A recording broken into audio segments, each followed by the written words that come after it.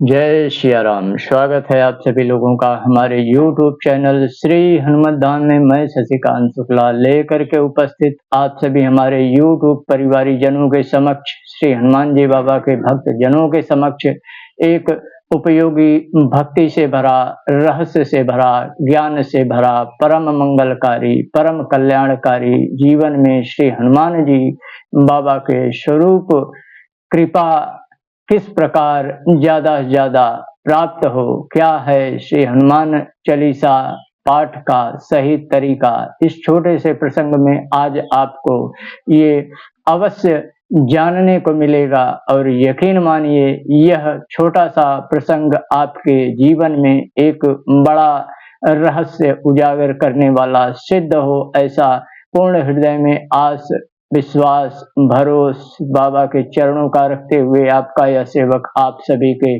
समक्ष उपस्थित करबद्ध निवेदन। प्रसंग पर आगे बढ़ने से पहले, प्रसंग यदि जीवन में उपयोगी सिद्ध हो, भक्ति की भावना जो हृदय में है वह प्रगाढ़ हो उठे और तरीका श्री हनुमान चालीसा के पाठ का यदि बदल जाए आपके करने का, तो अवश्य इस वीडियो को लाइक कीजिएगा, शेयर कीजिएगा, किसी एक श्री हनुमान जी बाबा के भक्त के पास अवश्य।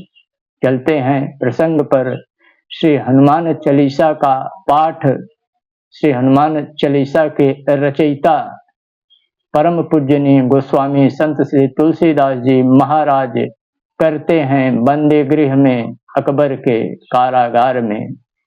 जब अकबर के आदेश को ठुकराते हैं तब अकबर अपने अहंकार के वशीभूत होकर के उनको बंदी गृह में डाल देता है। और तब वहां पर जब कहता है कि अब अपने आराध्य, अपने स्वामी को पुकारो कि वह तुम्हें इस कारागार से मुक्ति दिलाएं, तब आर्त भाव से श्री हनुमान जी को पुकारते हैं गोस्वामी श्री तुलसीदास जी महाराज श्री हनुमान चालीसा पाठ के स्तुति स्वरूप में, और कहते हैं कि जब श्री हनुमान चालीसा पूर्ण होने को आती है तब अनगिनत संख्या वानरों की वहां पर अकबर के महल में, दरबार में चहुमोर छा जाती है। आतंक ही आतंक वानर दल का।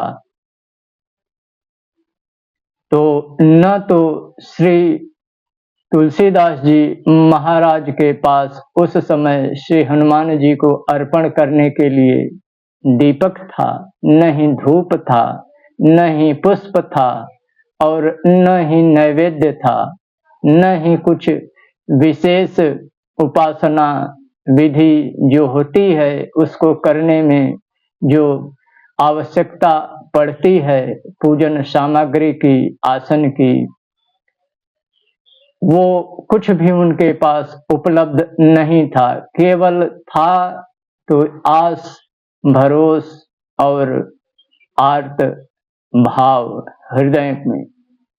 और जब आर्त भाव से पुकारते हैं श्री हनुमान जी को, तब श्री हनुमान जी की कृपा ऐसी बरसती है, ऐसी बरसती है कि वहां पर धर्म, भक्त, सत्य की विजय होती है। तो कहने का अर्थ यही कि श्री हनुमान चालीसा का पाठ यह विशेष नहीं रहता कि आप श्री हनुमान जी को क्या नैवेद्य भोग अर्पण कर रहे हैं, कौन सी माला श्री हनुमान जी को चढ़ा रहे हैं, लाल पुष्प हैं या श्वेत पुष्प हैं, कौन सा दीपक श्री हनुमान जी के समक्ष आप जला रहे हैं, घी का, तिल का, सरसों का या अन्यथा चमेली का। क्या श्री हनुमान जी के सेवा में आप सुगंध अर्पण कर रहे हैं, धूप, अगर तगर। भाव प्रधान होना चाहिए, जो यह पढ़े हनुमान चालीसा, होए सिद्ध साक्षी गौरीसा।